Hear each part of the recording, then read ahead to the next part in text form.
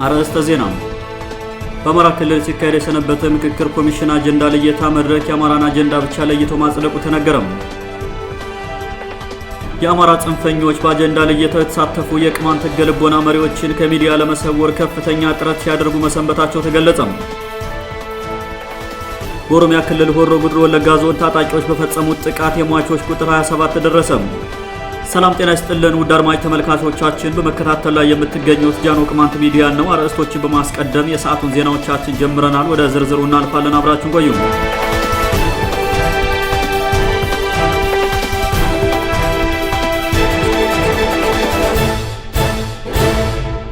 በአማራ ክልል ሲካሄድ የሰነበተው የምክክር ኮሚሽን አጀንዳ ለየታ መድረክ የአማራን አጀንዳ ብቻ ለይቶ ማጽደቁ ተነገረም። በአማራ ክልል ባህር ዳር ከተማ ሲካሄድ የሰነበተው ምክክር ኮሚሽኑ አጀንዳ ለየታ መድረክ የተለያዩ አካላትን ለማሳተፍ ያደረገው ጥረት የሚታማ ባይሆንም በመጨረሻ ያጸደቀው አማራን አጀንዳ ብቻ መሆኑን ተሳታፊዎች ገልጸዋል። የተለያዩ ህዝቦችንና ድርጅቶችን እንዲሁም የማህበረሰብ ክፍሎችን በመድረኩ ለማሳተፍ የተደረገው ጥረት አሳትፈናል ለማለት እንጂ አጀንዳዎቻቸውን ለማካተት አልነበረም ተብሏል። በትላንትናው ዕለት ከ12 እስከ 20 የሚሆኑ ቡድኖች ያስያዟቸው አጀንዳዎች በ5 አጀንዳ ጸሐፊዎች መድረክ ሲነበቡም አጀንዳዎቻችን አልተካተቱም በሚል የወሎ ዲሞክራሲ ፓርቲ የአገው ሸንጎና የአገው ለፍትህ ዲሞክራሲ ፓርቲ ተወካዮች መድረክ ረግጠው እስከ መውጣት ደርሰው እንደነበር መዘገባችን አይዘነጋም።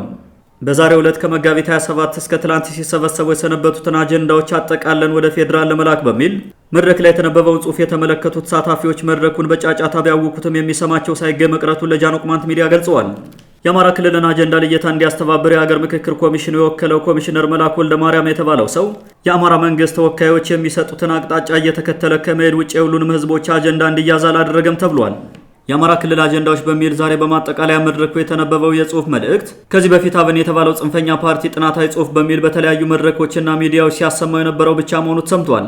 ይህን የተመለከቱ በርካታ የፖለቲካ ፓርቲ ተወካዮችና የመድረኩ ተሳታፊዎች ቅሬታቸውን ለኮሚሽኑ ማሰማታቸውን የገለጹልን የመረጃ ምንጮቻችን ከሀገር ምክክር ኮሚሽኑ የሚጠብቁት አንዳች መልካም ውጤት እንደሌለ ተናግረዋል። የቅማንት ህዝብ የመብት ጥያቄ ይመለስ፣ የአገው ህዝብ የክልልነት ጥያቄ ይመለስ፣ ወሎ ክልል ይሁንልን፣ በክልሉ የሚደረገው ዘርን መሰረት ያደረገ ጥቃት ይቁም ወዘተ የሚሉ አጀንዳዎች በመድረኩ ሲሰነዘሩ ቢሰነብቱም በመጨረሻ ሙሉ በሙሉ ውድቅ ተደርገዋል ተብሏል። የመንግስትን እንጂ የህዝብንና የተቃዋሚ ፓርቲዎችን ፍላጎት የማያዳምጠው የምክክር ኮሚሽን ህብረተሰቡን ከማዘናጋት ያለፈ አንዳች አዎንታዊ ለውጥ አያመጣም ሲሉ በርካቶች ተናግረዋል። በእንዲህ እንዳለ የቅማንት ዲሞክራሲ ፓርቲ ቅዴፓ በሊቀመንበሩ አቶ አውግቸው ማለደ መድረኩ አሳታፊና የሁሉን ሀሳብ እንዳካተተ መነገሩ በርካቶችን አስቆጥቷል። ከዚህ በፊት በርካታ ችግሮችን እየወለዱ ለህዝባችን ሰላምና ልማት እንዲሁም የዲሞክራሲ ስርዓት ግንባታ እንቅፋት ናቸው ያሏቸውን አጀንዳዎች በነጻነት እየገለጹ ያሉበት ሁኔታ ነው ያለ። ከዚህ አንጻር እንግዲህ በጣም ገለልተኝነቱ በተሻለ መንገድ ነው ያለው ብለን ነው የምንወስደው እኛ እንደ ድርጅት ማለት ነው።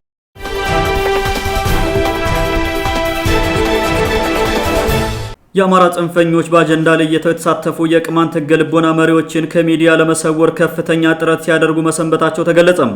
በሁለተኛው ምዕራፍ የምክክር ኮሚሽኑ መድረክ የመክፈቻ ጉባኤ ለማድረግ መድረክ ላይ የወጡት የሕገ ልቦናው አባት በተሰራው ሴራ ማይክ እንዳይደርሳቸው ተደርገው ቡራኬ ሳይሰጡ እንዲመለሱ መደረጋቸው ትክክል አልነበረም ተብሏል።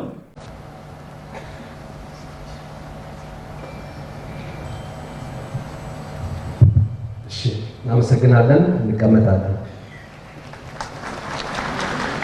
በተመሳሳይ ከትላንት ወዲያ መድረኩን አስመልክቶ ላዘጋጀው ቪዲዮ የሃይማኖት አባቶችን ፎቶ ለሽፋን ምስልነት የተጠቀመው አማራ ሚዲያ ኮርፖሬሽን የሕገ ልቦናውን አባት ፎቶ ቆርጦ ማቅረቡ ከፍተኛ ቅሬታን ስላስከተለ አሚኮ የሽፋን ምስሉን እንደገና መቀየሩ ይታወቃል።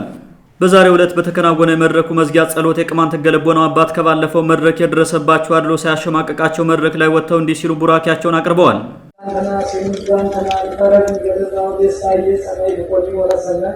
በኮንዘይ ወረሳ ቆዝጣው ቆዘመረገና ሳውረውጣው ባሸራቆና አንተዛራት ለይታይን ታስተገይ ማሸጋሸዲ አይዲማነ ሲጥረስ ከረንሲ ወሪሳ ደውሽ ተሳ ተበራ የሰይ ወዲ ተመሰሪ ወአተከይ ገሬ እንዲሰደይ ተበራዳም ወደረዳም ተበራዳም የሸዲ የዳገር ወናገረገነት ያሸዲ ወይትርቡ በቆና ተዝርቶ ሰረታ አገር ወቲ ያሸዲ የደረ አነጋለስ አስተካከልቷ ማልቷ አስተካክሎ ያገነስ ጀምራሸዲ የደረራሸዲ የደረያሸዲ ለቡራኪ አብረው መድረክ ላይ የነበሩት የደቡብ ጎንደሩ ተወላጅና የማዕከላዊ ጎንደር ሀገረ ስብከት ስራ አስኪያጅ ቆሞስ አባ ዮሴፍ ረታም በመድረኩ የተገኙት ተሳታፊዎች በሞባይላቸው ቀርጸው ያስተላልፋሉ በሚል ጭንቀት በክርስቶስ ስም ጠይቃችኋለሁ ሞባይላችሁን ዝጉ እያሉ ሲማጸኑ ተሰምተዋል። እሺ የሞባይል የምትጠቀሙ እንድታጠፉልን በክርስቶስ ስም ነግሬያችኋለሁ። እንደዛ ሚዲያ ተከፍቶት አድርገን አይደለም። የቅማንትን ህዝብ ከዓለም መድረክ አፍኖ ለማስቀረት ሌትና ቀን የሚሰራው አሚኮ የተባለው ሚዲያም የገልቦናው ካን በሚጸልዩበት ወቅት ከውጭ ያለው ጋዜጠኛ ስለ መድረኩ እንዲናገር በማድረግ በቀጥታ ስርጭት እንዳይተላለፍ ማድረጉ ተረጋግጧል። የቅማንት ህገ ልቦና የሃይማኖት መሪ በዛሬው መድረክ ላይ ከሺህ ዓመታት አፈና በኋላ ያደረጉትን ጸሎት አሚኮ ከቀጥታ ስርጭት ካሜራው እይታ ቢሰውረውም የመድረኩ ተሳታፊ የነበሩ ቅማንቶች በሞባይላቸው ቀርጸው ለዓለም አድርሰውታል። ይህን አይን ያፈጠጠና ጥርስ ያገጠጠ አፈና መላው ኢትዮጵያ ህዝብ ሊያወግዘው ይገባል የሚሉት የስብሰባው ተሳታፊዎች በሰሞኑ የባህር ዳሩ መድረክ የተገኘው ድል የታፈነውን ቅማንትነት በመድረክ እንዲወጣ ማድረጋችን ነው ብለዋል። የበርካታ ህዝቦችና ባህሎች፣ ቋንቋዎችና ታሪኮች ማዕከል የሆነውን ክልል በአማራነት የበላይነት አፍነው የፈለጋቸውን እያደረጉ ያሉት የክልሉ ልሂቃን አሁን ከገቡበት የትምክተኝነት በሽታ ወጥተው አገዎች፣ ቅማንቶች፣ አርጎባዎች፣ ዊጦችና ኦሮሞዎች ያለምንም መሸማቀቅ የሚኖሩበት እንዲያደርጉት የመድረኩ ተሳታፊዎች ጠይቀዋል። ቀደምቱን የወይጦ ህዝብ በልዩ ልዩ ማሸማቀቂያ አድቅቀው እንዳይነሳ ለማድረግ እየሰሩ የሚገኙት የአማራ ልሂቃን በተመሳሳይ መንገድ የቅማንትን ህዝብ ለመስበር ከመጣር በመታቀብ ክልሉን ሰላም እንዲያደርጉ ተጠይቋል።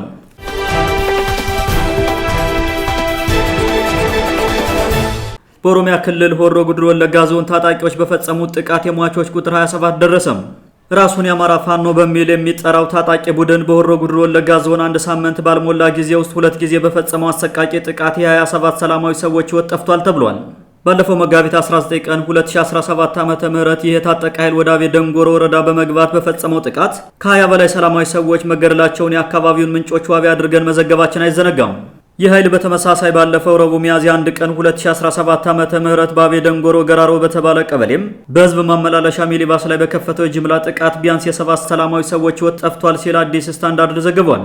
ጥቃት የተፈጸመባቸው ንጹሃን ከገራሮ ቀበሌ ተነስተው ወደ አቤ ደንጎሮ ከተማ በሚኒባስ ተሽከርካሪ ተሳፍረው ለገበያ ሲሄዱ እንደነበርም ታውቋል። በጥቃቱ ከተገደሉት 7 ሰዎች በተጨማሪ በርካቶች ቆስለው ወደ አቤ ደንጎሮ የመጀመሪያ ሆስፒታል መወሰዳቸውን አዲስ ስታንዳርድ ከጥቃቱ የተረፉ ሰዎችን ዋቢ አድርጎ ዘግቧል። በጥቃቱ ከተገደሉት መካከል አንድ የ45 ዓመት ጎልማሳን ጨምሮ ሴቶችና ወጣቶች እንደሚገኙበትም ታውቋል። ከ2013 ዓ.ም ጀምሮ ከአማራ ክልል በሚመጡ ታጣቂዎች ንጹሃን እንደሚገደሉ፣ እንደሚታገቱ፣ ንብረታቸው እንደሚወድምና እንደሚዘረፉ የሚገልጹት የአካባቢው ነዋሪዎች ለጉዳዩ ልባት እንዲሰጠው ለመንግስት ተደጋጋሚ ጥያቄ ቢቀርብለትም አካባቢው የሸኔ ታጣቂ መነሻ ነው በሚል የተሳሳተ ስሌት በዝምታ እንደሚያልፈው ይናገራሉ። ባለፈው መጋቢት 19 ቀን 2017 ዓ.ም የፋኖ ታጣቂዎች ቱሉ ሞቲ በተባለ ቀበሌ በፈጸሙት ጥቃት ከ20 በላይ ንጹሃን መገደላቸውን ተከትሎ ምላሽ እንዲሰጥ የተጠየቀው የአካባቢው አስተዳዳሪም ራሳቸውን ፋኖ በሚል ያደራጁ ኃይሎች በአካባቢው ከሚኖረው የአማራ ማህበረሰብ የወጡና መከላከያን ጨምሮ በመንግስት የጸጥታ ኃይል ላይ ጥቃት የሚፈጽሙ ህገወጥ ኃይሎች ናቸው ማለቱ ይታወሳል። ጉዳዩን አስመልክቶ አስተያየት የሚሰጡ የኦሮሞ ልሂቃን በበኩላቸው ወሰን ተሻግሮ የሚመጣውን የአማራ ታጣቂም ሆነ ወለጋ ውስጥ ራሱን በማደራጀት የአማራ ፋኖ ነኝ የሚለውን ኃይል የአካባቢው ባለስልጣናት በትጥቅ በስንቅና በመረጃ እንደሚደግፉት በግልጽ ይታወቃል ሲሉ ክስ ያቀርባሉ። በክልሉ ብልጽግናም ሆነ በፌዴራሉ መንግስት ሁሉም የወለጋ ዞኖች በሚባል ደረጃ የኦሮሞ ነጻነት ሰራዊት መነሻ ናቸው ተብሎ ይታመናል የሚሉት ልሂቃኑም በዚህ የተነሳ የወለጋ ኦሮሞ ላይ ለሚፈጸም ማንኛውም ወንጀል መንግስት ግድ አይሰጠውም፣ እንዲያውም በአካባቢው ገብተው ጥቃት ለሚፈጽሙ እንደ ፋኖ ያሉ ታጣቂዎች በተለያዩ መንገዶች ድጋፍ ያደርጋል ይላሉ። በዞኑ ለተወሰኑ ወራት ረገብ ብሎ የነበረው የታጠቁ ኃይሎች ጥቃት ከሰሞኑ በአስከፊ ሁኔታ ማገርሸቱን ተከትሎ በአካባቢው ማህበረሰብ ዘንድ ከፍተኛ ስጋት ተፈጥሯል ተብሏል። ውድ አድማጮቻችን ለዛሬ የነበሩን ዘገባዎችን ይመስሉ ነበር። መልካም ጊዜ ሁላችሁ